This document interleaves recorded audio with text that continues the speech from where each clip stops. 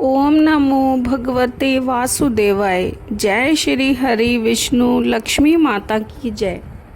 इंदिरा एकादशी का व्रत करने से भगवान विष्णु का आशीर्वाद तो मिलता ही है, साथ ही पितरों को भी मोक्ष प्राप्त होता है। इसीलिए इस एकादशी का महत्व बढ़ जाता है। इस बार इंदिरा एकादशी 2 दिन 27 और 28 सितंबर होने के कारण व्रत की तारीख को लेकर कन्फ्यूजन है। आइए जानते हैं कब रखा जाएगा इंदिरा एकादशी का व्रत और क्या है इसकी पूजा का शुभ मुहूर्त और पूजन विधि। इंदिरा एकादशी का व्रत अश्विन मास की एकादशी तिथि के दिन रखा जाता है। ये व्रत बहुत ही महत्वपूर्ण माना जाता है। इस दिन व्रत रखने से भगवान विष्णु की कृपा तो मिलती ही है, साथ ही पितरों को भी मोक्ष प्राप्त होता है। इसलिए इस एकादशी पर भगवान विष्णु की कृपा पाने के लिए आपको पूरी विधि विधान से पूजन करना चाहिए। कब रखा जाएगा इंदिरा एकादशी का व्रत?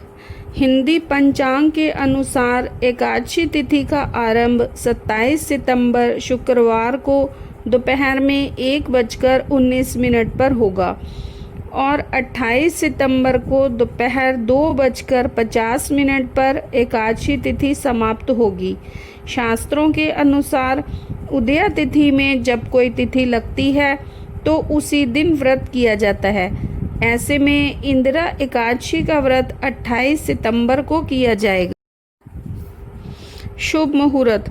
पूजा के लिए सबसे उत्तम मुहूर्त 28 सितंबर को सुबह 7:42 से 9:12 तक और शाम के समय अमृत चौघड़िया दोपहर 3:11 से 4:40 तक।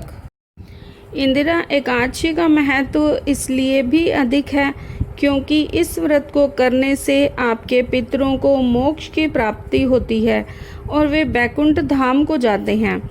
साथ ही इस व्रत के प्रभाव से खुद के लिए भी स्वर्ग लोक के द्वार खुलते हैं। पूजा विधि। पद्म पुराण में वर्णित विधि के अनुसार इंदिरा एकादशी का व्रत रखने से पहले दशमी तिथि के दिन पितरों का श्राद्ध करें। दशमी तिथि में ब्राह्मण, गौग्रास, कौए और कुत्ते इन सभी को भोजन कराएं। साथ ही इस दिन किसी की चुगली आदि न करें। दशमी तिथि में रात के समय भूमि पर शयन करें और अगले दिन यानी एकादशी तिथि में व्रत का संकल्प लें। इसके बाद स्नान आदि के बाद एक चौकी पर पीला कपड़ा बिछाएं और उस पर श्री हरि की प्रतिमा स्थापित करें। फिर भगवान विष्णु को वस्त्र अर्पित करें और उनके साथ ही माता लक्ष्मी को भी स्थापित कर वस्त्र अर्पित करें और दोनों को भोग लगाएं। अंत में इंदिरा एकादशी की कथा का पाठ करें और फिर भगवान विष्णु और माता लक्ष्मी की आरती करें।